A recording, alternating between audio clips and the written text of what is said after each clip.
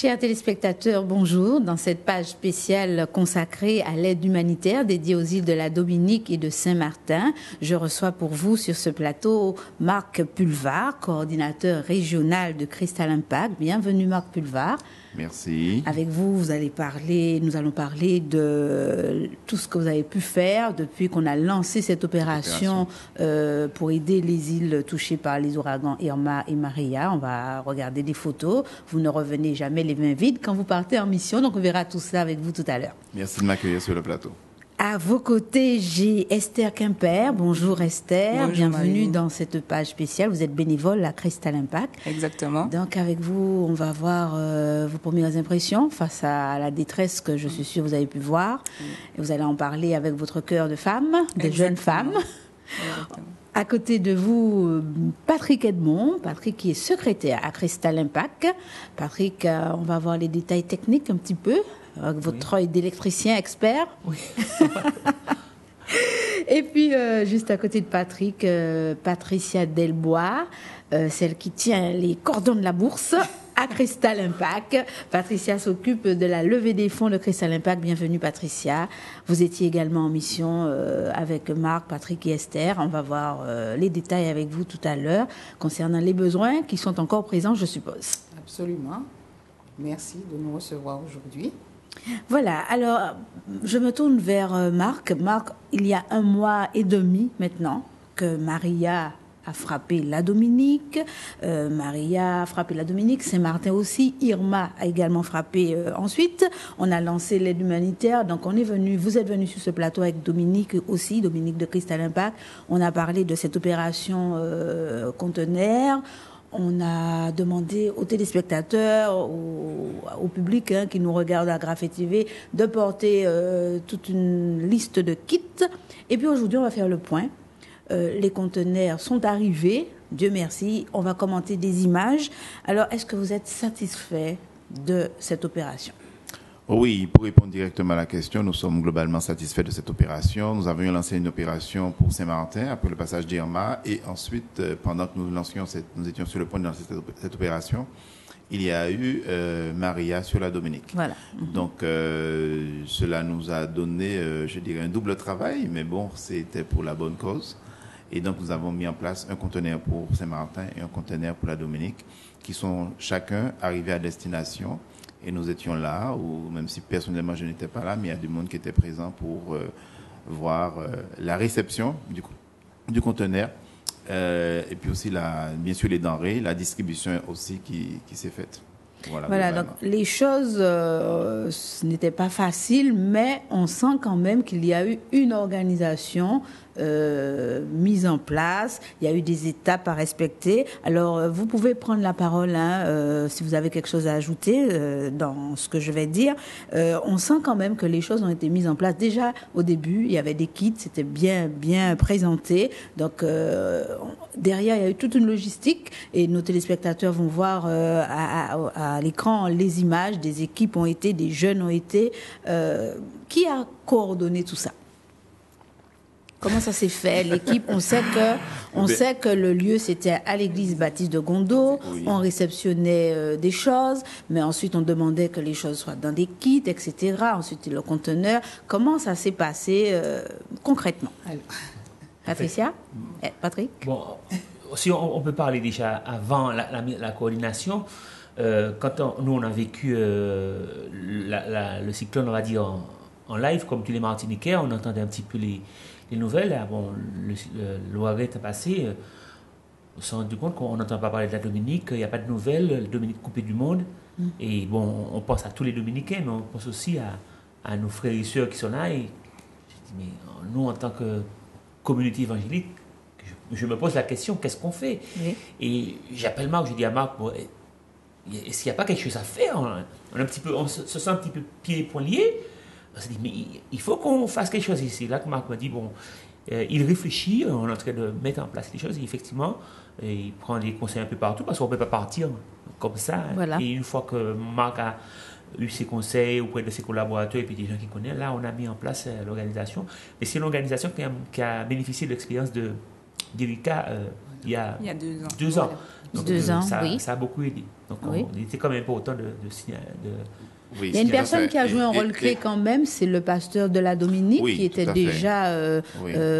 comment dire, au fait de la chose, puisqu'il Oui. il utilise son église, son association pour la cause humanitaire. Donc il a été quand même un contact clé dans cette opération. Oui. Il faut dire que c'est tout un ensemble Oui. qui fait qu'on a pu mettre cela en place. Premièrement, c'est vrai que c'est une initiative de Crystal Impact, mais il y Oui. avait d'autres initiatives qui étaient déjà là, Oui. qui sont venues rejoindre ce qu'on voulait faire. Oui. Et donc, il y a eu la mobilisation aussi des églises locales, et ça, je remercie tout le monde pour cela, parce qu'elles ont vraiment joué le jeu, au-delà des dénominations. Oui. Elles ont joué le jeu pour participer à cette opération.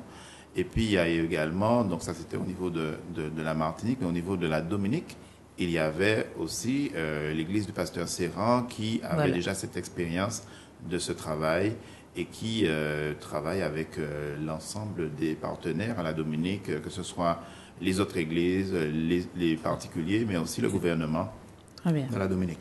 Donc, je dirais d'un bout de chaque côté, il y avait cela qui était déjà en place. Voilà. Il fallait, entre les deux, mettre en place l'opération pour le conteneur lui-même. Et donc, là aussi, ça a marché. On a fait appel à toutes les bonnes volontés à travers les églises, mais Oui. aussi au-delà. Et puis, il y avait un point de rassemblement qui était l'église évangélique baptiste du Bon Berger, où les personnes venaient apporter les denrées, les produits. kits, ouais. Et puis après, je dirais que ça a suivi. C'est vrai qu'il y a une partie qui est un petit peu une partie où on prie, on attend que ça se passe parce que, bon, le conteneur est remis à la compagnie. Oui. Et puis après, il doit être acheminé, tout cela. Donc voilà, donc on peut dire que tout s'est bien passé. Donc il y a des personnes ici qui ont participé à différents niveaux. Esther bien. était là à la réception des, Oui, à la réception des denrées au À la niveau de Dominique. l'église. Non, Au au Bon Bon Berger. Berger, oui. Au Bon Berger, effectivement, bon, Patricia m'a donné la responsabilité, voilà, de gérer les équipes de bénévoles, puisqu'il y a 2 ans, j'avais déjà participé au premier conteneur qu'on avait fait pour la Dominique. Donc, effectivement, j'étais déjà familiarisée avec les kits et tous les produits qu'on ne pouvait pas forcément prendre, enfin, certaines contraintes et caractéristiques Très bien, oui. qu'il y avait. Donc, du coup, elle m'a fait confiance et avec des jeunes que je connais, voilà, j'ai eu le soutien d'autres jeunes qui m'ont aidé à gérer. Et puis, c'est vrai, beaucoup de bénévoles aussi de l'église du Bon Berger qui nous ont vraiment beaucoup soutenus, qui nous ont accueillis, qui nous ont écoutés, qui nous ont donné des conseils. Et au final, c'était vraiment un beau travail d'équipe. Et franchement, j'ai été vraiment contente de participer à cet effort-là, en fait. Alors, j'ai noté que la plage horaire était quand même assez grande. Vous étiez là très tard, toute une journée, des bénévoles qui sont sur place pour ranger les choses dans les conteneurs. Comment se passait l'accueil des gens qui venaient? Alors, c'est vrai que ça aussi, comme le frère Edmond disait, c'est des choses qu'on a pu mettre en place par rapport à notre première expérience, par rapport à Erika. Oui. On avait déjà remarqué que sur certaines plages horaires, il y a plus de personnes qui viennent. Donc, effectivement, en fait, c'était pas toute la journée. On a découpé, c'est vrai, d'après mon souvenir, c'était de 9h30 jusqu'à 13h30. Oui. Et l'après-midi, c'était de 16h jusqu'à 21h. Oui. Donc, effectivement, il y avait toujours des bénévoles là. Alors, c'est-à-dire que voilà, on ne connaît pas exactement l'heure à laquelle les personnes vont venir. Donc, on a disposé les lieux le premier jour. On a constitué, entre guillemets, notre espace de vie, hein, puisqu'on passe plusieurs heures ensemble à prier, à parler, à se donner des nouvelles. Chacun a des nouvelles peut-être que d'autres n'ont pas. Voilà. Et toujours prêt à accueillir les personnes. Donc, chaque personne qui venait, c'était bonjour, on était content de recevoir. Des fois, on nous posait certaines questions. Qu'est-ce qui manquait? On se faisait un plaisir de répondre. Certains même avaient envie de rester avec nous, nous donner un coup de main. Donc, vraiment, merci à toutes ces personnes qui n'étaient pas sur les listes, mais qui ont eu envie aussi d'aller un peu plus loin. Donc, voilà. Et puis, donc, voilà, à chaque fois qu'on réceptionnait, on triait, on mettait en carton et on identifiait. Et voilà, on attendait, voilà, les autres. Très bien. Est-ce que vous avez senti vraiment une forte mobilisation de la communauté, vous qui étiez là à accueillir les gens Ah oui, oui, les gens étaient vraiment prêts. Des fois même, ils s'excusaient parce qu'ils pouvaient pas faire plus. Et franchement, c'est vrai que, encore une fois, par rapport à Erika, c'est vrai que moi, j'ai vu l'ampleur qui était vraiment différente parce que c'est vrai, cette fois-ci, ne tenant pas compte des dénominations, en fait, chaque église, chaque chrétien, en fait, s'est mobilisé. Et ouais, c'était vraiment impressionnant. Franchement, oui, il y a une forte mobilisation. D'accord. Vous avez ce sentiment qu'on est un petit peu plus conscient de notre fragilité maintenant face aux catastrophes naturelles, puisque là, il y avait 2 ouragans cette fois. Est-ce que c'est pas à cause de cela que cette fois-ci, les gens étaient plus touchés par rapport à l'opération Erika, par exemple? Je vais répondre à cette question, mais juste pour revenir sur la mobilisation. Les gens étaient mobilisés, mais je crois que jusqu'à maintenant, ils sont encore mobilisés. Alors où nous faisons l'émission, les gens sont encore mobilisés parce que, encore aujourd'hui, là, j'ai remis de l'argent à marque de personnes qui, hier, encore continuent à donner parce qu'ils sont conscients que les besoins ne sont pas encore, on va dire, satisfaits complètement parce qu'on aura d'autres opérations qu'on va mettre en place. Très bien. Donc, effectivement, la mobilisation est là et nous comptons qu'on a fait appel aux chrétiens pour d'autres opérations. Alors Patrick, vous êtes parti parmi les premières personnes, on va dire ça. Il y en avait 6 à la Dominique, vous étiez parmi les premières. Parlez-nous de votre expérience. Quand vous arrivez sur l'île, on vous dit que c'est dévasté. On a vu on a vu des images à la télé, enfin tardivement quand même. Il y a eu très peu d'images, mais vous avez été les premières à voir. Quelle a été votre première impression quand vous arrivez à la Dominique? Ça n'a rien à voir avec ce qui était de ma tête, parce que je jamais attendais à voir un pays avec des toits. Mais là, quand je suis arrivé, c'était un pays de guerre. La désolation, les gens assis le long des routes, près de leur maison, avec tous les vêtements, la vaisselle en train de sécher, les enfants. Et puis, l'image qui m'a choqué, c'est cette rivière qui est sortie de son lit et puis qui est passée dans Roseau. Et puis, toute la ville était pleine d'immondices, d'arbres, de voitures renversées, et puis des odeurs, on va dire, pestilentielles, parce que quand on a une situation comme ça, bon, au niveau sanitaire, c'est pas intéressant. Mais vraiment, je suis arrivé dans un pays de guerre, voir des conteneurs, tout le monde sait ce que c'est un conteneur de 40 pieds, qui est déchiré comme un morceau de papier. C'est là qu'on réalise la force de la nature. Et pas d'eau, pas d'électricité. On sentait chez les gens, je dirais que 90% des gens étaient découragés mentalement à terre. Et je crois que là aussi, on a besoin et j'ai trouvé chez le frère Sirance, même s'il était fatigué physiquement, mais j'ai trouvé chez lui cette détermination à ne pas baisser les bras. Et puis, quand on est dans cette situation, on se sent impuissant. J'avais dans mes valises quelques produits, des bâches, de l'eau, un peu de nourriture, mais c'est vraiment une goutte d'eau. Une goutte d'eau sur l'océan. Mais c'est cette goutte d'eau-là qui fait que les gens ils se disent, tiens, on n'est pas oublié, il y a quand même du monde qui nous aide. Mais si on peut résumer, c'est l'impression de désolation. Et de se dire que combien de temps que ça va prendre, combien de mois, combien d'années ça va prendre pour remettre le pays sur pied. Bon, c'est vrai que ça fait maintenant un peu plus de mois. Je n'ai pas revu le pays depuis, mais je pense qu'ils commencent à sortir à peine la tête de l'eau. Ils auront besoin encore de leurs frères et sœurs, de la communauté entière en tout cas.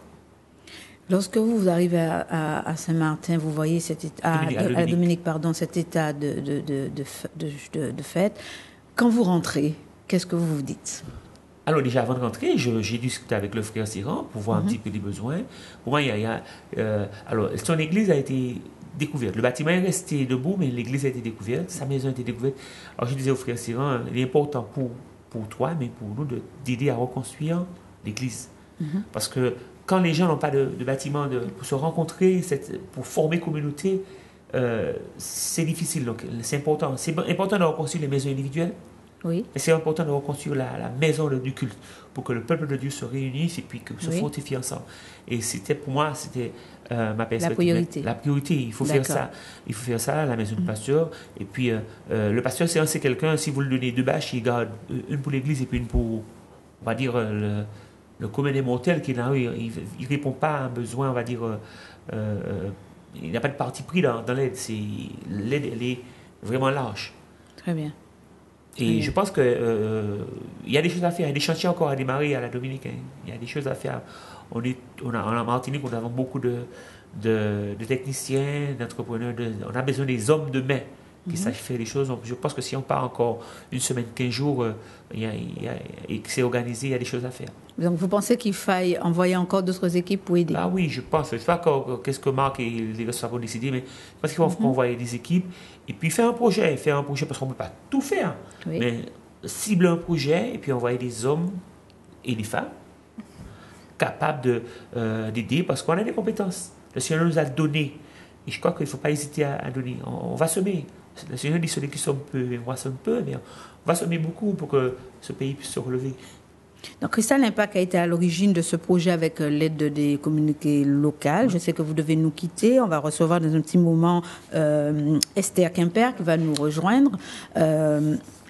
Avant de partir, Patrick, si vous avez un appel à faire à nos téléspectateurs, ce serait lequel?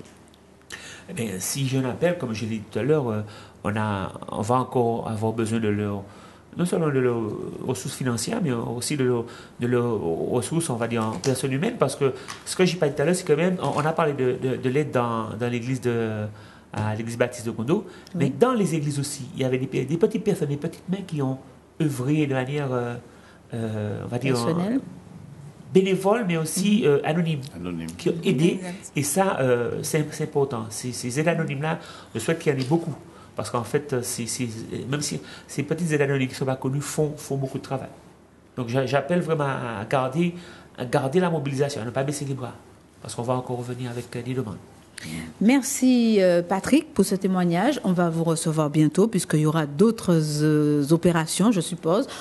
Avec plaisir, je vais vous recevoir bientôt pour en parler. On va vous dire au revoir et puis je vais continuer à parler de l'aide humanitaire dédiée à Saint-Martin avec mes autres invités. Mais je voudrais revenir vers vous, Patricia, concernant la levée des fonds. Comment ça s'est passé et ça continue. Donc, dites-nous tout.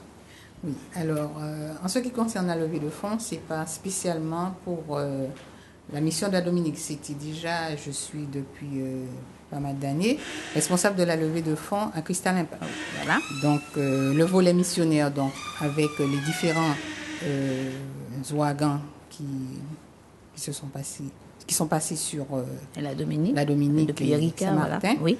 Donc, je reste connectée à tous les membres de la mission. Oui. Et puis les personnes aussi qui veulent faire des dons en numéraire pour soutenir. Donc je leur fournis donc les renseignements pour établir les chèques ou les virements ou autres. Je me déplace pour régler par exemple les conteneurs ou aller dans les magasins de bricolage qui veulent bien nous faire des remises pour l'achat des différents matériaux pour les îles. Très bien. Donc, c'est assez vaste. D'accord.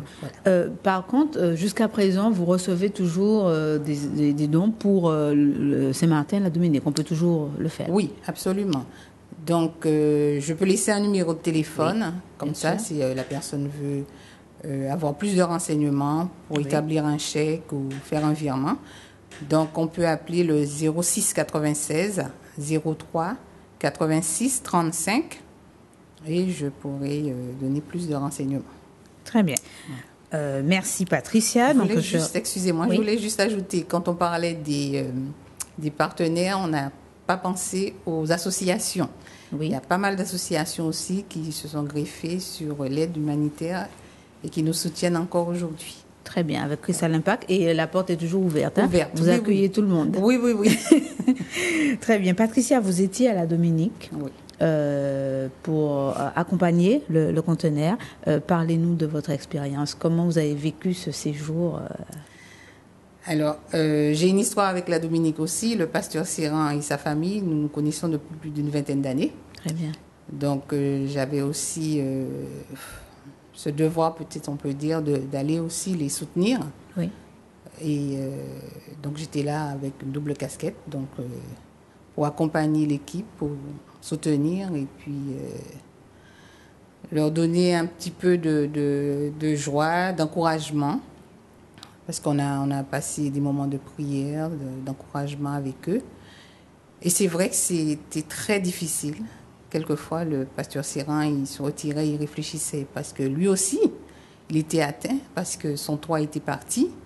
Il devait s'occuper de sa famille, et, qui était venue chez eux, et puis de la communauté, voilà, de l'église. Donc ça faisait une charge lourde. Et quand vous êtes arrivé, quel était votre travail concrètement? Comment les choses se sont organisées lorsque le conteneur est arrivé? Ah non, nous avons passé une semaine avant l'arrivée du conteneur. Okay. Donc Marc avait mis en place différents projets. Donc on a été en tant que missionnaire pour voir les besoins. C'était coordonné par Marc et puis le pasteur Sérin, son équipe, pour aller voir un petit peu, visiter les lieux qu'on pouvait, les églises, les écoles, et constater les dégâts et puis discuter un petit peu pour savoir ce qu'on pourrait mettre en place à court, moyen et long terme. Très bien. Vous étiez sur place. Patrick a dit tout à l'heure que quand il est arrivé, il a vu la désolation. Quels étaient vos sentiments à ce moment-là? Ma question est intéressée dans le but de faire savoir à nos téléspectateurs, est-ce que tout le monde peut aller aider? Est-ce que tout le monde peut faire face au désastre? Et quand on va, c'est pour aider les autres. Est-ce que tout le monde peut faire ça? Ben, je ne sais pas, il faut se sentir appelé, poussé à le faire et avoir un certain recul aussi, parce qu'il y a des images quand même qui vous restent. Et Esther veut ajouter quelque chose? Effectivement, je ne sais pas si tout le monde peut le faire. Je sais que je m'attendais déjà à ce que ce soit difficile, puisque on en avait parlé, Marc était revenu avec des images. Mais c'est vrai que arriver là-bas, ça a été vraiment compliqué à gérer. Je sais que le vendredi, on s'était séparés en 2 équipes, puisque chaque personne qui est partie en fait dans l'équipe avait une responsabilité. Et moi, je me suis retrouvée dans une équipe avec Patricia et le frère Lubin, et nous sommes allés visiter. Et c'est vrai que sur le retour, ah oui, dans la voiture, les larmes me sont montées, mais je me suis dit, je ne peux pas pleurer comme ça parce qu'on est là pour une mission. Et si, en plus de gérer notre organisation, l'équipe aussi doit me gérer moi, ce sera compliqué. Donc, et le frère lui aussi nous disait que certaines fois aussi, les larmes lui sont montées aux yeux. Et voilà, on a eu besoin de débriefer en interne chaque jour pour qu'on puisse parler de ce qu'on voyait. Parce qu'effectivement, comme disait Patrick, c'est fort en fait, et on s'attend pas en fait. On s'attend pas, et de voir les personnes dans cet état de désolation et de se dire qu'on est venu aider, mais que effectivement c'est une goutte, on se dit, on se sent impuissant en fait. C'est surtout ça, et ça brise le cœur. Mais voilà, il faut se reprendre et se dire que justement c'est chaque grain de riz en fait qui finit par remplir le sac en fait, et de se dire que notre action sert à quelque chose. Voilà. Alors, avant de me tourner vers Marc pour commenter quelques photos, oui, Patricia? Oui, je voulais juste ajouter, on était bien équipés, si on peut le dire, parce qu'on avait la chance d'avoir Joséphine Romaine, qui est psychologue de Sainte-Lucie, du mouvement, et elle était présente avec nous à chaque séance de débriefing. Donc, très bien. On pouvait parler, dire notre ressenti, prier, échanger. Donc, c'était très important pour nous de l'avoir, en tout cas. D'accord. Donc, avant de commander quelques images avec Marc, je me tourne vers Kathleen, qui nous a rejoint sur ce plateau. Bienvenue, Kathleen. Vous étiez à Saint-Martin, bénévole de Crystal Impact. Donc, est-ce que les autres ici sur ce plateau ont parlé d'images de désolation, de tristesse? Quelles étaient vos impressions à vous quand vous êtes arrivé à Saint-Martin? Alors, bonjour à tous. À contrario, en fait, de la Dominique, Saint-Martin, le paysage était relativement différent. La vie avait déjà recommencé à reprendre son cours. Les habitants, je pense, par rapport à la Dominique, certainement, étaient déjà peut-être dans un autre état d'esprit. Effectivement, il y avait beaucoup d'amas de débris, on pouvait voir des maisons vraiment dévastées. Mais, en tout cas, à l'église où nous étions, en tout cas les membres, on sentait que la foi était toujours là, et si ce n'était qu'en plus forte. On a eu l'occasion notamment d'être avec un groupe de membres de l'église pour un anniversaire et il y avait une joie, une force. La foi était... C'est vrai qu'elle était mise à l'épreuve, mais on sentait que l'espérance en Dieu était encore plus forte et ça se ressentait en fait sur leurs maisons respectives. Ça se ressentait aussi sur l'île entière en fait. Par rapport à la Dominique, je pense que Saint-Martin était déjà un peu plus relevé, je dirais. D'accord. Marc, quelque chose à ajouter à propos de ça? Oui, il faut dire que nous sommes allés à Saint-Martin. Oui, à Saint-Martin, beaucoup plus tardivement. Oui. Est-ce que la Dominique, nous sommes allés, le premier voyage, c'était 4 jours après. Oui. Et puis après, lorsque nous sommes retournés, c'était peut-être 2 semaines après.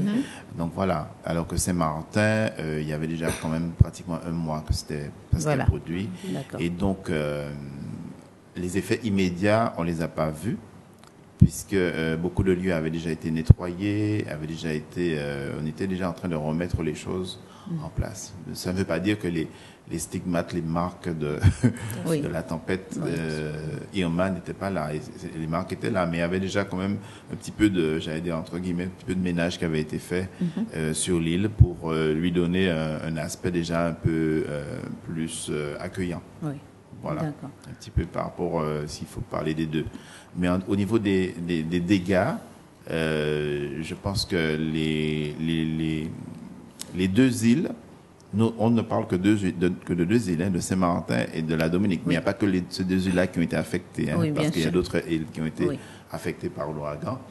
Les 2 îles ont subi pratiquement les mêmes choses, puisque ce sont des ouragans de force 5. Et donc, beaucoup de toitures envolées, etc. Beaucoup de toitures envolées, des choses. Un conteneur, c'est très lourd. Et qu'un ouragan arrive à renverser des conteneurs, des véhicules, et les placer les uns sur les autres, et on se demande, mais qu'est-ce qui s'est passé? Et donc, la force des vents, la violence aussi, a été tout aussi forte. Pour les deux îles et pour les 2 phénomènes. Mais Saint-Martin était dans un autre état. Bon, la condition conditions statutaires de ces 2 îles sont différentes, puisque Saint-Martin appartient à la fois aux Français et aux Hollandais. Donc, ce sont 2 pays de la communauté européenne qui peuvent apporter un certain nombre d'aides et qui peuvent secourir. Et donc, on l'a bien vu dans ce qui se passe, puisque l'électricité est rétablie. Au moment où nous sommes allés, l'électricité était rétablie aussi bien la partie française que la partie hollandaise. Très bien. Mais comment dirais-je? Mais n'empêche que les dégâts sont importants. Les maisons dévastées et puis les histoires personnelles. Quand les personnes nous racontent leurs histoires personnelles, on constate que c'est pratiquement la même chose qu'à la Dominique. C'est-à-dire que des personnes qui ont tout perdu parce que le toit de la maison s'est envolé. Et donc, tout ce qui est à l'intérieur de la maison a subi les dégâts de la pluie, des vents et tout cela. Donc, les conséquences, on peut dire, sont les mêmes, puisque les personnes ont perdu des choses sur le plan personnel. Aussi sur le plan professionnel aussi. Il y a beaucoup de personnes qui se retrouvent au chômage, puisque Saint-Martin, l'économie de Saint-Martin est beaucoup tournée sur tout ce qui est autour de l'hôtellerie, c'est-à-dire l'hôtellerie, restauration et tout ça. Oui. Et beaucoup d'établissements qui se trouvent en bordure de mer, et on sait comment il y a eu des dégâts par rapport au vent, mais aussi à la mer, au raz-de-marée. Donc, économiquement, un pays qui est très frappé et des infrastructures qui parfois sont là, mais très endommagées. Et puis, s'il faut parler de notre domaine, l'école, beaucoup d'établissements ont été touchés. Et il y a un effort qui est fait pour que l'école puisse reprendre, mais c'est très difficile. Dans un établissement, par exemple, le président de Cristal Impact Saint-Martin est enseignant. Dans un établissement où il y a 300 élèves, il me disait qu'il n'en avait vu qu'une centaine. Donc, il y en a qui ont quitté le pays. Juste comme cela, de la partie hollandaise, les statistiques disent qu'il y a 10 000 personnes qui ont quitté la partie hollandaise. Donc, peut-être qu'elles vont revenir. Mais en tout cas, pour l'heure, elles sont pas là.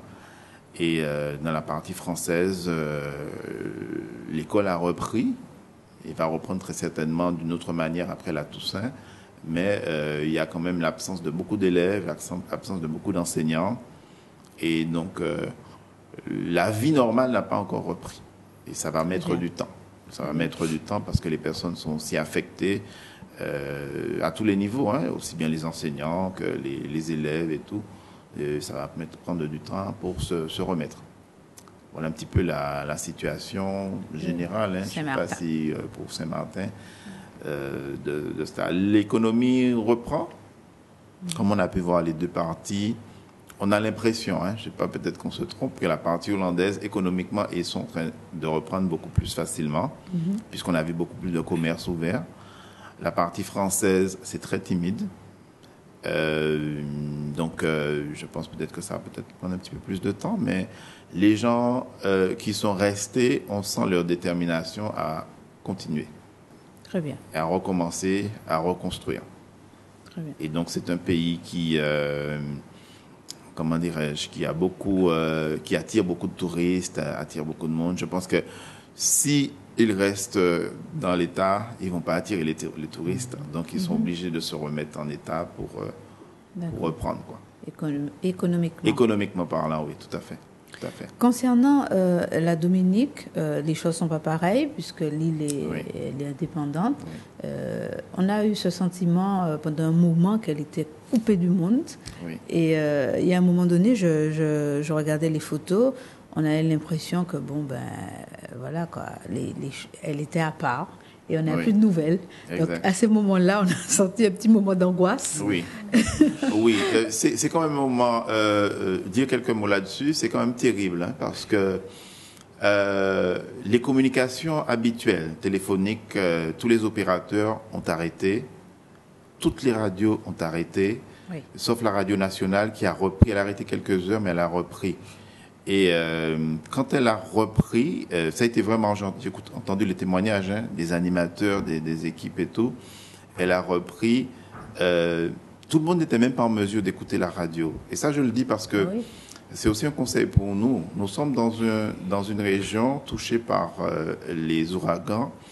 Et avec le modernisme, on écoute la radio sur son portable, on écoute la radio à la télé. Et on n'écoute pas la radio dans un petit transistor muni de piles, comme on le faisait avant. Oui. Et il y a des gens qui n'avaient pas ça. Oui. Et donc, dire qu'il ne faut pas qu'on oublie qu'on est dans une région touchée par des ouragans et reprendre certaines vieilles habitudes qu'on avait, à savoir avoir le petit poste de transistor dans un coin, à pile, absolument, à pile, parce que lorsqu'il n'y a plus d'électricité. Oui. Et donc, le traumatisme aussi, c'est... Il s'est passé quelque chose lorsqu'on se réveille. Il s'est passé quelque chose de grave. On ne peut pas écouter la radio, on ne peut pas communiquer. Et ça aussi, ça ajoute un petit peu à l'angoisse parce qu'on ne sait pas ce qui s'est passé. Et voilà, je dis qu'il y aurait eu tellement de leçons, hein, ça c'est juste une, hein, parce que à regarder ce qui s'est passé, je me suis dit, mais il y a beaucoup de leçons qu'on devrait apprendre parce que nous sommes dans une région qui sera frappée par ce type de phénomène. Et qu'il faut se préparer. Il faut se préparer. Ouais. Erika et Esther, Kathleen, pardon. Esther et Kathleen, vous êtes jeunes. J'aimerais avoir votre regard sur la jeunesse que vous avez vue là-bas et puis celle que vous retrouvez quand vous rentrez dans votre pays. Qu'est-ce que vous vous dites? Eh bien, en ce qui concerne la Dominique, c'est vrai que alors, j'ai eu une image globale, mais c'est vrai, ce qui m'a beaucoup interpellée, c'est que quand nous sommes arrivés au port, quand nous sommes descendus du bateau, on a vu une foule de personnes qui se précipitaient vers l'Express des îles, en fait. Et c'est là, en fait, qu'on s'est rendu compte, en fait, de l'ampleur des choses. Et on est arrivé 2 semaines après. Et on nous a dit, depuis 2 semaines, tous les jours, depuis que l'Express des îles a repris ses rotations, c'est comme ça. Les personnes fuient le pays.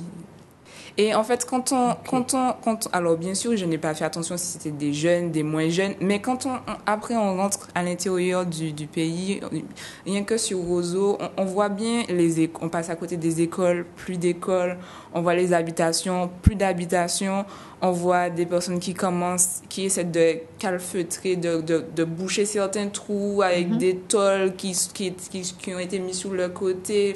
Et tout de suite, on se pose cette question, mais on se dit, voilà, combien de temps ça va prendre? Comment les gens envisagent l'avenir toujours en Dominique? Et c'est une question qui touche aussi, et majoritairement les jeunes, qui se demandent. Pour ceux qui sont en études, qui avaient des projets, effectivement, qu'est-ce qu'ils vont devenir? Et en parlant un peu avec tout le monde, on apprend qu'il y a différents avis sur la question. C'est vrai, il y a des parents des familles qui encouragent leurs jeunes à partir parce qu'ils veulent qu'ils continuent des études, ils ne savent pas combien de temps ça va prendre. D'autres, au contraire, encouragent leurs jeunes à rester justement pour donner un coup de main, pour reconstruire le pays.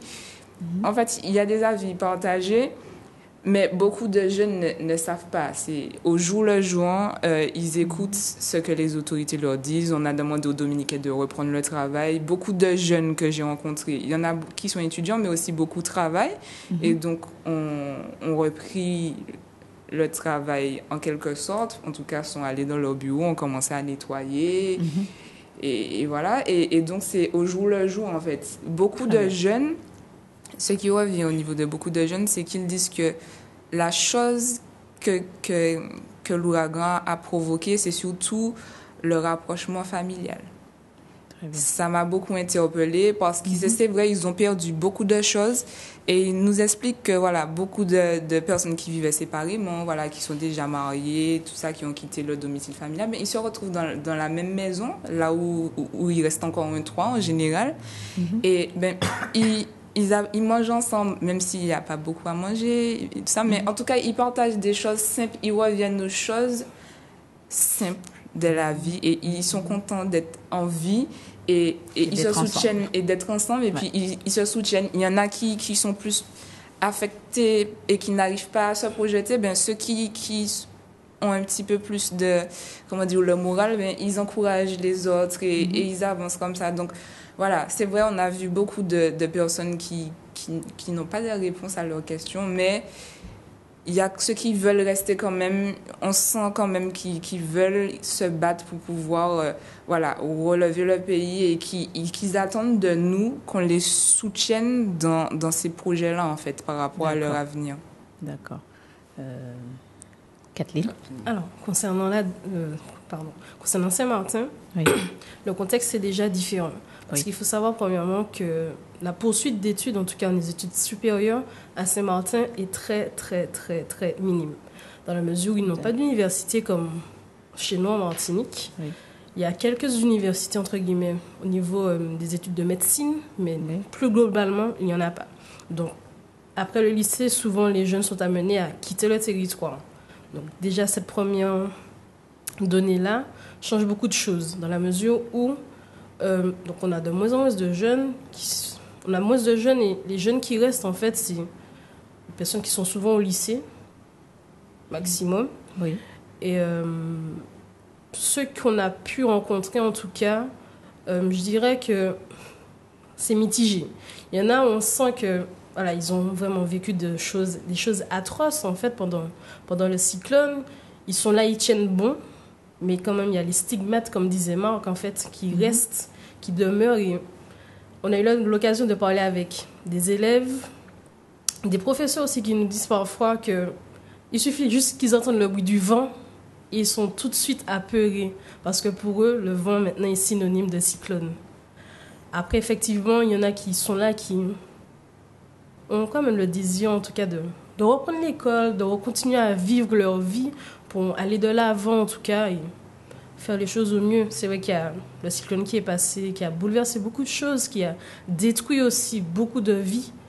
Mais pourtant, les jeunes qui sont restés, en tout cas, je ne sais pas si c'est pas forcément par choix ou par obligation, toutefois, ils sont restés. En tout cas, ils essayent d'aller de l'avant. Je suppose que tout le monde n'a pas les moyens de partir. Ceux qui sont partis, c'est ceux qui pouvaient partir, qui ont une famille pour les accueillir en Guadeloupe, en France, etc. Et quelquefois, on n'a pas trop le choix. Il y en a qui ont peut-être décidé de rester, mais il y en a aussi qui ne peuvent pas partir, je suppose. Donc, une situation bien difficile. Mais une autre question à vous tous. Quand on voit ça, votre vie, elle change. Votre regard sur la vie change, n'est-ce pas? Ah oui. C'est vrai que moi, ça m'a particulièrement, comme je vous disais tout à l'heure là, la partie où voilà, ces jeunes parlent de leur famille. Quand on leur demande qu'est-ce qu'il y a entre guillemets de positif dans ce qui s'est passé et que la première chose qu'ils nous disent, c'est voilà, la famille. Moi, je sais que ma famille, c'est vraiment important pour moi. Mais quand je regarde dans la société maintenant, on remarque que de plus en plus de familles se déchirent. Il y a de plus en plus, de moins en moins, du moins, de solidarité, alors qu'on est parfois du même sang. Et je me dis, aussi, quand je regarde la société en général, qui est une société de surconsommation, beaucoup de jeunes, voilà, veulent être à la pointe de la technologie. Je me dis, mais en fait, moi, je me suis dit, mais en fait, ça m'a rappelé en fait certaines valeurs en fait qui sont vraiment tellement importantes et on nous donne tellement d'informations aujourd'hui qu'on a du mal. On oublie en fait nos vraies valeurs, les choses qui sont vraiment importantes.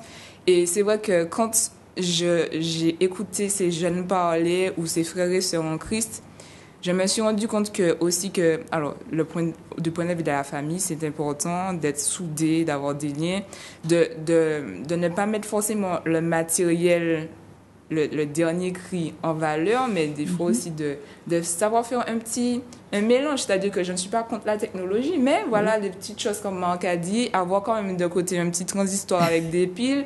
Voilà, ce sont des choses qui, voilà, et puis... Ça ne remplace pas le dernier smartphone. Voilà, c'est sûr, mais chacun a son utilité. Voilà. Il faut savoir pourquoi on a chaque chose. Et puis, je me suis rendu compte aussi en entendant le témoignage de certaines personnes que il y a certaines personnes qui n'ont pas eu qui ont eu des dommages, mais qui parlaient de leurs voisins ou bien des personnes qu'ils connaissaient et qui me disaient, tu te rends compte, je connais telle personne qui a perdu des membres de sa famille. Et en fait, eux aussi sont dans le besoin, mais ils étaient affectés pour les autres qui connaissent et qui ont vécu pire qu'eux, en fait. Et des fois, je me dis, on est tellement sur nous-mêmes, nombrilistes, et des fois, on ne s'émeut pas, en fait, des difficultés, en fait, que des personnes autour de nous vivent. Et voilà, moi, je me suis dit, même moi, ça m'arrive de ne pas, voilà, compatir à la peine d'autrui, et ça m'a vraiment fait réfléchir. Kathleen? C'est un peu comme Esther a dit, c'est effectivement que quand on est confronté à ce genre de situation, enfin, nous qui déjà sommes en Martinique, où ça fait longtemps qu'on n'a pas vécu ce genre de situation, on s'habitue à ne pas avoir de cyclones, en tout cas des cyclones majeurs en tout cas. Donc, on a quelques réflexes, mais pourtant qui ne sont pas suffisants. Et comme Esther a dit et Marc a dit, c'est très important d'avoir des transistors où... Je sais que chez moi, par exemple, quand il n'y a pas de lumière, ma mère a des lampes à pétrole. Aujourd'hui, dans les maisons, est-ce qu'on trouve ça? Est-ce que la génération dont je fais partie, est-ce qu'ils connaissent ça? Est-ce qu'ils savent l'utiliser? C'est des petites choses comme ça qui nous font réfléchir parce que demain, on n'a pas de lumière, on n'a pas d'électricité. Qu'est-ce qu'on fait? Est-ce que nous, jeunes en tout cas, qui sommes habitués à la nouvelle technologie, toutes sortes de choses pour nous faciliter la vie, est-ce qu'on pourra en fait vivre dans ce genre de conditions? Et effectivement, après être rentrée de Saint-Martin, j'ai beaucoup réfléchi aussi sur ce genre de questions parce que limite on se dit mais si c'était moi demain, est-ce que j'aurais pu continuer à avancer? Est-ce que j'aurais pu rebondir? Et c'est quelque chose qui quand même laisse beaucoup à réfléchir. Marc, dans notre dernière émission, on parlait de la construction. Et là, donc, je pense que nos architectes ont déjà réfléchi à la question. Je l'ai vu sur une autre chaîne, la façon dont on construit. Et là, comme les jeunes ont souligné, maintenant, on va revenir à mettre au petit transistor et ne pas oublier les piles. Tout à fait. On peut avoir le transistor, toujours les piles neuves dans un coin, parce que pas dans le transistor, parce qu'après, ça marche pas. Donc, toujours. Et la bougie. Absolument. Voilà, la bougie. Voilà, le pack d'eau dans toutes les maisons, enfin des petites choses simples. Hein. Donc oui, c'est bien ça, se préparer, les conserves, quelques conserves. Donc toutes ces petites choses sont là pour nous sensibiliser et j'espère que nos téléspectateurs ont bien commencé à faire leurs petites réserves. Je voulais ajouter, oui, Patricia. Pas seulement des packs d'eau, mais si on a des grands bidons, des jerrycans, des choses comme ça. Oui.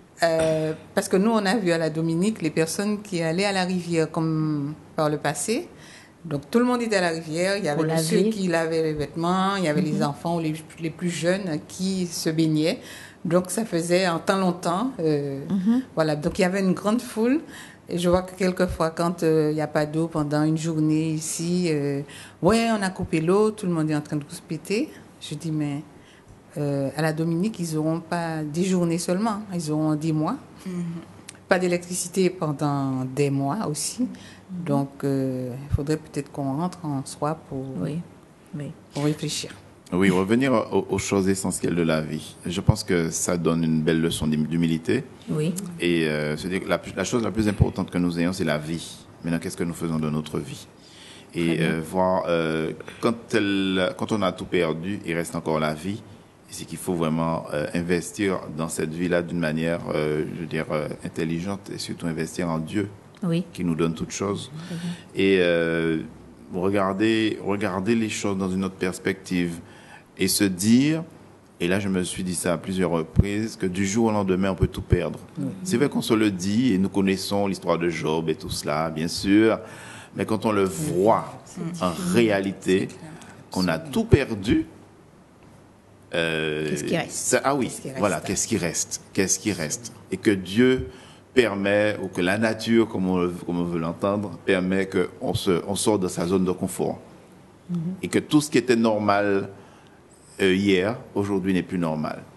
D'avoir un peu d'eau dans le robinet, ça n'est plus normal aujourd'hui. D'avoir l'électricité, ce n'est plus normal et tout. Et que ça change complètement la manière de vivre et de voir. Et donc, ça permet de remettre les choses en perspective et de s'attacher aux choses qui sont vraiment essentielles. Et de voir notre mission sur Terre. Pourquoi Dieu permet qu'on est là, qu'on soit là, quoi. Très bien. Pourquoi Dieu, dans quelle direction qu'il veut qu'on aille. Et puis aussi, comme je le disais à Saint-Martin, mais si vous avez survécu, c'est pour quoi faire? Très bien. Est-ce que c'est pour continuer de la même manière? Très bien, très bien. Marc, on va commenter avec vous tous d'ailleurs les images de votre arrivée, donc première mission à la Dominique, je pense que vous les voyez. Une petite délégation de 6 personnes de la Martinique. Vous avez été rejoint par le secrétaire régional, Desmond Rogers, qu'on a reçu ici sur ce plateau. Je vous laisse commenter. On a une petite délégation avec des personnes de Martinique, mais aussi de Sainte-Lucie.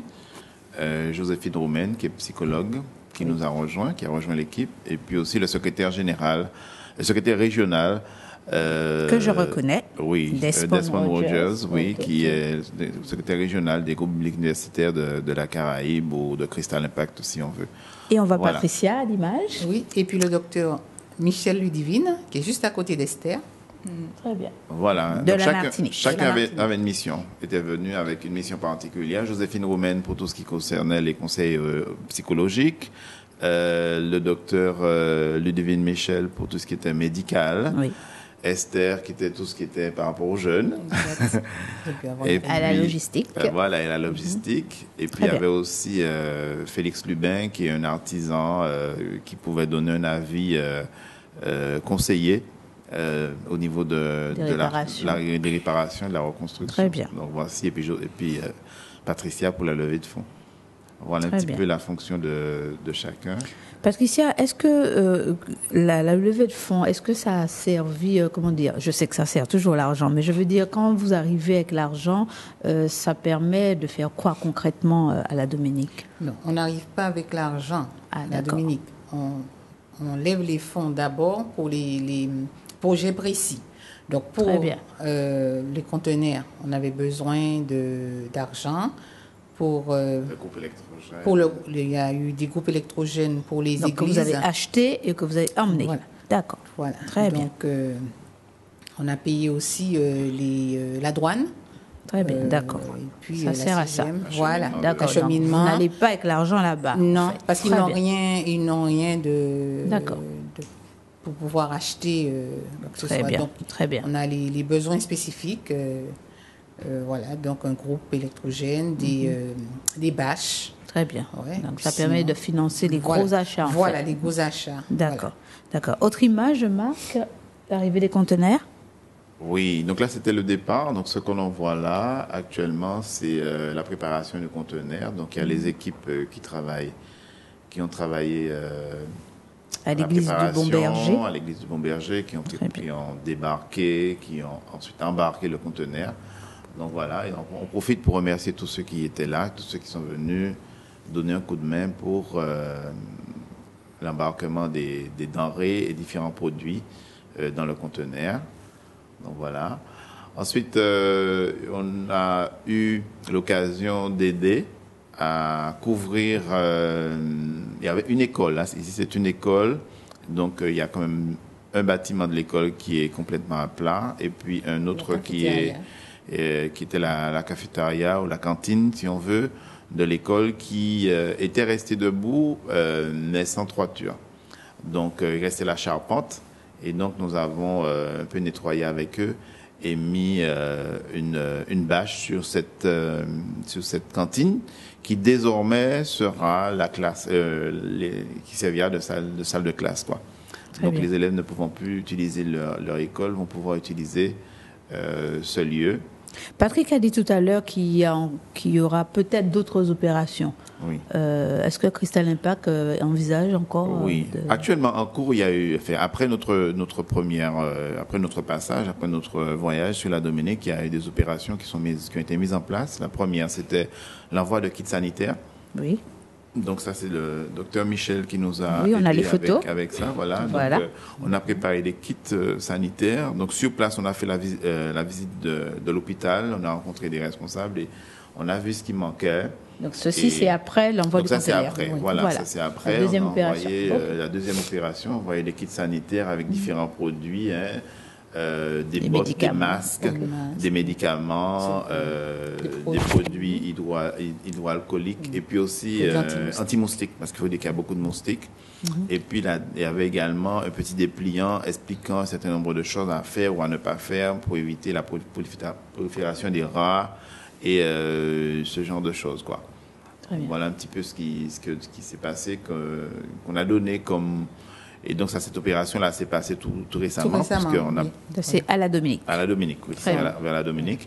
Donc, les produits ont été recueillis et puis ensuite ont été expédiés vers la Dominique. Et les nouvelles que j'ai, c'est qu'ils ont eu une bonne réception des produits. Oui. Et la distribution s'est faite localement par l'intermédiaire des églises. Ils ont distribué à différentes églises Oui. qui elles-mêmes devaient distribuer à d'autres personnes et aussi à différents autres points. Ils ont été distribués. Parce qu'on s'est rendu compte que c'était quand même quelque chose de nécessaire. Oui, quand on n'a pas Concernant- d'eau, voilà, c'est ça, sûr que avec ouais, les conditions important. d'hygiène D'accord. qui allaient se dégrader, qui vont peut-être se dégrader, mais en tout cas, c'est notre manière de contribuer à Mhm. ce que ça soit stoppé ou au moins ralenti, quoi. C'était Très bien. préventif. Voilà, c'est un petit peu préventif. Qu'est-ce qu'on peut faire? Les bottes aussi, et parce qu'on a constaté qu'il y avait... de Alors, on la parlait... boue.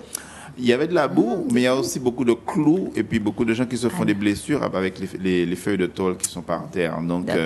il y avait ça. Et tout à l'heure, comme on parlait du petit transistor, une chose aussi à dire, c'est que la génération nouvelle met beaucoup de sandales. Après un cyclone, c'est pas les chaussures les plus appropriées. Très bien. Très bien. Et d'avoir des chaussures fermées et tout. Et même là, il faut toujours faire attention parce qu'il y a des clous, il y a tout ça. Donc, ce sont des petites choses auxquelles on ne pense pas, mais quand on est là, on est sur place, on se rend compte qu'il y a des petits bobos qui ont pu être évités. Si Très on bien. avait ça. Très bien. Donc, voilà Patrick un a petit dit tout à l'heure qu'il reste des choses à faire au niveau des toitures. peu. Oui. Il y a encore beaucoup de maisons à reconstruire. Ah oui, il y a beaucoup de maisons à reconstruire. Et nous, à nous tout seuls, on ne pourra pas les reconstruire, ça c'est sûr.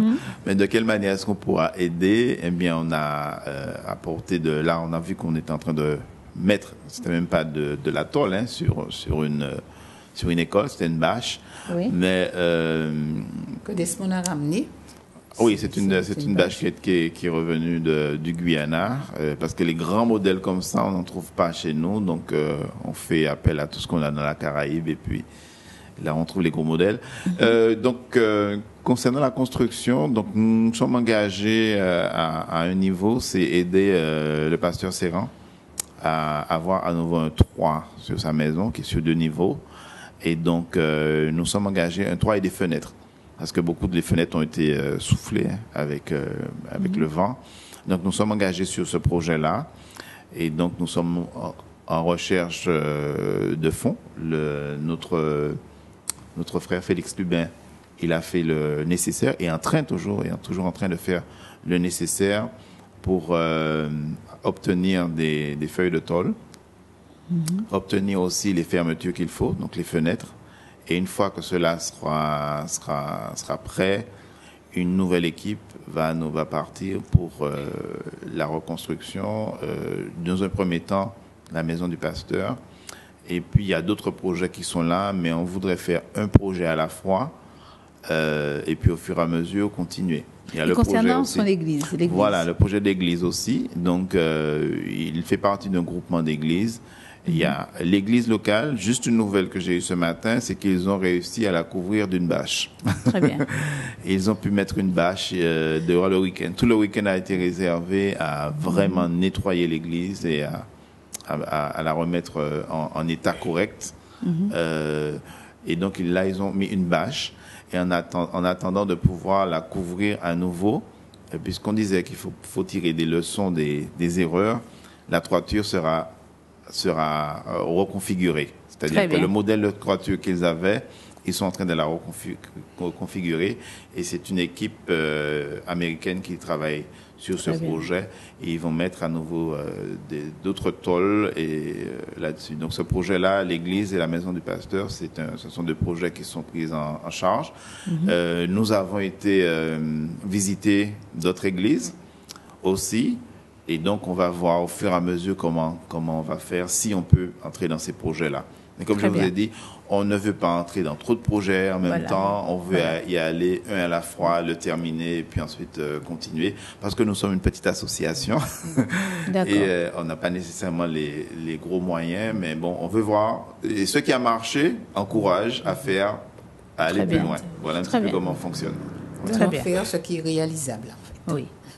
Alors, si on peut avoir des images de Saint-Martin, là, c'est toujours la Dominique. Là, c'est des images de Saint-Martin, très bien. Le conteneur de Saint-Martin, c'est vrai que il est différent. Il est comme un conteneur bleu. Oui. Et je vais laisser Catherine commenter.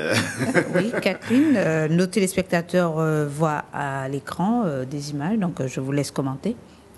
Alors, donc, l'image de droite, c'est le conteneur qui est arrivé en tout cas à l'église, qui est arrivé à la fin de notre séjour en tout cas, qui a été déposé l'après-midi même. Les dons, en tout cas, ont aussi été stockés et rangés l'après-midi même. C'est vrai que, en tout cas, les frères et sœurs étaient mobilisés, en tout cas, pour la réception, pour le stockage des denrées. Et en gros, c'était ça. Très bien. Donc c'est Martin qui a reçu là on voit des images de la préparation. Là aussi, il y avait l'équipe de préparation. Et le dépotage. Donc, voilà, c'est un conteneur dans lequel il y avait bien sûr les denrées basiques, comme de l'eau, les denrées alimentaires, mais aussi ils avaient demandé du matériel de construction, comme des feuilles de contreplaqué. Il y a eu aussi un groupe électrogène et d'autres choses encore dont je ne me rappelle plus. Mais c'était un petit peu... les besoins étaient déjà un peu différents. Parce que nous étions quand même à 1 mois du passage d'Irma. Et donc, c'était d'autres types de besoins qu'on a pu répondre. Les besoins, je veux dire, primaires qu'on avait, mais d'autres besoins, des boîtes à outils, des choses de ce genre qu'on a pu leur donner. Est-ce que à l'heure actuelle, vous allez vous concentrer peut-être plus sur la Dominique que Saint-Martin pour les projets à venir? Est-ce que vous sentez que l'urgence est un petit peu plus accentuée sur la Dominique? Certainement, parce que il y a plusieurs raisons à cela. Hein. Donc, comme on disait, c'est que Saint-Martin, ils ont besoin d'aide, mais il y a d'autres moyens par lesquels ils peuvent obtenir cette aide-là. D'accord. Mais nous restons toujours à leur écoute s'il y a besoin de choses particulières. Bien sûr. Et puis une autre raison, c'est que l'acheminement des choses vers Saint-Martin est beaucoup plus difficile qu'à la Dominique. La Dominique, c'est tout près de nous. Et on peut même faire appel à des particuliers pour acheminer des choses vers la Dominique, ce que nous avons fait. Oui. En plus du conteneur, en plus des voyages, mais aussi des particuliers qui sont allés jusqu'à la Dominique. Donc l'acheminement des choses est beaucoup plus, je dirais, moins compliqué vers la Dominique. Et puis également, concernant la Dominique, il y a, comment dirais-je, le fait qu'ils ne reçoivent pas beaucoup d'aide, je dirais, d'aide d'État. Internationale. Bon, sûr, il y a la conjugaison des différents États de la Caraïbe qui ont apporté des choses, et même au niveau international aussi, qui ont apporté. Mais je dirais qu'aucun État ne se sent obligé de faire quelque chose pour la Dominique, tout comme c'est le cas pour Saint-Martin. Saint-Martin étant un pays français, un territoire français, donc la France est obligée d'aider. Voilà. Donc voilà un petit peu. Ils ont un autre statut, Voilà, en fait. c'est un autre statut. Très bien. Très bien. Juste avant de refermer cette page spéciale, à l'heure actuelle, si vous avez un appel à faire, quel serait-il? On va d'abord se tourner vers Patricia. Bien, pour que nous puissions continuer les efforts qu'on veut mettre en place pour la Dominique, donc nous souhaitons que les partenaires qui nous ont déjà aidés puissent continuer à le faire, les chrétiens prier pour nous aussi, et puis se tenir prêts quand on aura besoin, cibler exactement ce qu'on fera pour nous apporter leur aide. Voilà. Donc, l'aide, le bénévolat est essentiel, en fait, pour rester à l'impact. Absolument. Dans différents domaines, on aura besoin à nouveau, comme il a dit le frère Félix Lubin, qui est entrepreneur. Certainement, il fera appel à des personnes dans ce domaine qui pourront peut-être mettre leur savoir, leur connaissance dans le bâtiment ou la construction. Faire une équipe pour partir à la Dominique, ceux qui pourront donner une aide financière pour l'achat des essentiel tôles, aussi.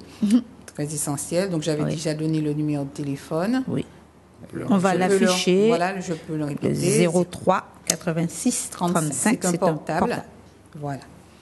Donc, et puis toute question, ils peuvent appeler aussi à ce numéro. Très bien. On leur rendait compte aussi, ceux qui ont donné, ceux qui ne savaient pas. Donc, les conteneurs sont arrivés, les denrées ont été distribuées. Pour les kits médicaux aussi, ça a été fait. C'est parti vendredi, arrivé à bon port, comme l'a dit Marc, et la distribution a été faite. Très bien. Donc, je rappelle le 03 86 35. Patricia se fera une joie de recevoir vos dons. On va écouter Kathleen. S'il y a un appel à faire face à la situation actuelle, face à ce que tu as vu à Saint-Martin, quel serait-il? Moi, je dirais, en tout cas, je parle de jeunes en tant que jeunes, c'est vrai que nous avons des relations, en tout cas, avec les jeunes des autres îles. Et je pense que il y a aussi cet aspect de soutien, de solidarité que moi, j'aurais dit qu'il faut mettre l'accent dessus un peu plus. Parce que c'est vrai que on a l'occasion, en tout cas, de se rencontrer lors de séminaires, de camps. Et parfois, entre deux, on perd le contact, on perd un peu le fil. Et je pense que dans ce genre de situation, c'est alors qu'il faut redoubler d'efforts, c'est alors qu'il faut continuer encore plus à nous solidariser, à nous unir même, je dirais, parce que je pense que c'est très important, en tout cas, d'apporter ce soutien, même si parfois, nous, jeunes, on n'a pas forcément des moyens financiers, on n'a pas forcément des moyens physiques, Mais je pense que en dehors de ça, autant nous sommes à la pointe de la technologie pour la vie en général, mais je pense qu'on peut l'utiliser aussi à bon escient pour soutenir en tout cas nos frères et sœurs qui sont sur ces îles-là. Après, effectivement, il y a les dons dont on a parlé précédemment, mais moi, j'aurais plutôt mis l'accent sur ça, en fait. Très bien, merci Kathleen. Esther? Oui, mais je suis un petit peu dans la même optique que Kathleen, puisque comme j'ai été... Une de mes responsabilités, c'était par rapport aux jeunes. Moi, mon appel, ce serait à ce que les Martiniquais soient conscients qu'on n'est pas tout seul dans la Caraïbe et qu'on n'est pas tous francophones. Alors que ceux qui peuvent se mettre en anglais, c'est une belle langue, c'est la langue internationale et c'est vrai que beaucoup veulent aider et voudraient aller plus loin, mais souvent ça pose la barrière de la langue. Et beaucoup me disent, mais oui, mais en Dominique, ils parlent créole et tout. En fait, ils ne parlent pas tous créole et beaucoup de jeunes ne parlent pas créole. Oui, c'est une minorité. Donc, très bien. Franchement, ne pas hésiter, mettons-nous en anglais et comme ça, on sera encore plus utile quand ce genre de situation-là se présente et même en dehors de ces situations-là, parce qu'il ne faut pas attendre des catastrophes pour pouvoir lier des contacts avec nos voisins caraïbéens. Très bien. Très bien. Alors, ça, c'était l'appel d'Esther. Oui. Mettez-vous à l'anglais. on va terminer avec Marc. Marc, qui, je rappelle, qui est le coordinateur régional de Cristal Impact. Marc, toujours en mission. Donc, on a pu l'avoir entre deux missions. Il va repartir bientôt. Marc, le travail continue. Oui, le travail continue. Et moi, ce que j'aimerais dire par rapport à votre question, c'est surtout de dire à nos téléspectateurs de ne pas oublier que c'est la tendance. Quelque chose se passe, on écoute, on se concentre, on est touché, et puis quelques semaines après, quelques mois après, on oublie. Et donc, pour beaucoup, peut-être que la Dominique et Saint-Martin sont déjà oubliés, parce que l'actualité va à un rythme qui fait que ça a tendance à effacer ce qui s'est passé, alors que la réalité des désastres, cette réalité-là n'a pas été effacée. Donc, je les invite à ne pas oublier, à rester mobilisés, parce qu'on va encore faire appel à eux pour d'autres actions concernant la Dominique. On essaiera le plus que possible de tenir au courant de ce qui se fait. Là, aujourd'hui, merci de nous avoir donné l'occasion de venir dire ce qu'il en était advenu de leurs efforts et tout. Ces efforts n'ont pas été vains. Les denrées ont été acheminées vers Saint-Martin et vers la Dominique, bien réceptionnées. Et donc, il y a encore d'autres efforts que l'on va faire. Donc, restons mobilisés parce que la situation de ces îles-là ne va pas disparaître comme ça du jour au lendemain. L'autre chose, c'est pour nous de tirer des leçons et j'espère que les médias vont faire plus un travail de conscientisation, de prévention, parce que nous sommes dans une région qui sera touchée par d'autres phénomènes de ce type. Et on se rend compte qu'on dit catégorie 6, mais les appareils ont explosé. Et on se demande si après, ce ne sera pas catégorie 7 ou 8, ou si on n'y est pas encore. Si on n'y est pas encore. Parce que ce sont des phénomènes très violents qui vont toucher l'un ou l'autre. Et nous avons de risques dans la Caraïbe. Oui, et donc les risques sont là. Et là, on ne parle que des cyclones, mais il y a aussi les risques sismiques et tout. Donc, on est dans une région à risque on risque d'être touchés. Donc, plusieurs choses, que nous restions en alerte et que nous nous poussions à nous préparer, que nous fassions de la prévention et aussi que nous soyons prêts à aider, quelle que soit la situation. Et je pense que c'est l'une des leçons que personnellement je tire de cela. Vous avez dit tout à l'heure que vous posiez la question aux Dominicains et aux Saint-Martinois. Le Seigneur a permis qu'ils soient là, pourquoi faire? Mais le Seigneur a permis que nous, Martiniquais, nous soyons là. La question, c'est pourquoi nous sommes là, sans rien. Tout à fait. Voilà, ça c'est la question. Et s'il permet que nous soyons là, ce n'est pas pour que nous puissions continuer comme on faisait avant. C'est qu'il y a un changement, il y a quelque chose qui doit s'opérer dans nos vies personnelles. Dans notre manière de faire les choses, il ne faut pas que nous soyons des auditeurs oublieux.